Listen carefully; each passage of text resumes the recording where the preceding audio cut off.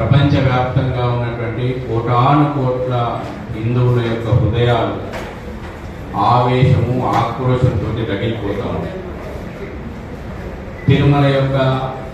తిరుమల తిరుపతి పవిత్రతను దెబ్బతీసే కుట్రల్లో భాగంగా పరమ పవిత్రంగా భావించేటువంటి భక్తులు అత్యంత శ్రద్ధాశక్తులతో స్వీకరించేటువంటి తిరుపతి లడ్డూను అపవిత్రం చేసింది. గోవిందునికి గోమాంసం నైవేద్యం పెట్టారు. ఇది ఎంతటి దౌర్భాగ్యం!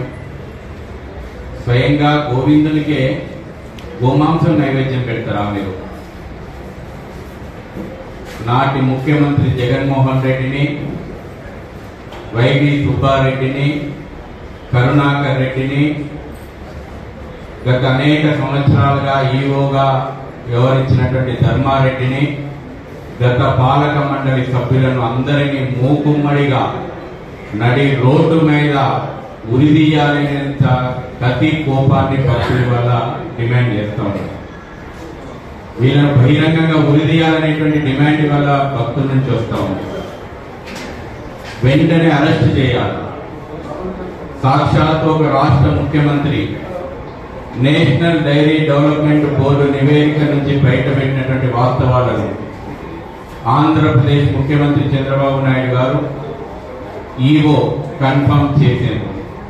కాబట్టి వెంటనే జగన్మోహన్ రెడ్డిని, వైవి సుబ్బారెడ్డిని, ధర్మారెడ్డిని, కరుణాకర్ రెడ్డిని, గత పాలక మండలి సభ్యులను వెంటనే అరెస్ట్ చేయాలని చెప్పేసి విహెచ్పి డిమాండ్ చేస్తోంది. రాజకీయ విమర్శలకు తావియకుండా ఈ రోజున ఇది రాజకీయ పార్టీల వ్యవహారం కాదు. మా దురదృష్టం, దేవాలయాలను ప్రభుత్వాలు ఎండోమెంట్ శాఖ పేరు మీద తమ కబద్దాస్తాలు ఉంచడం కారణంగా వివాదాలు వెలికొచ్చిన ప్రతిసారి కూడా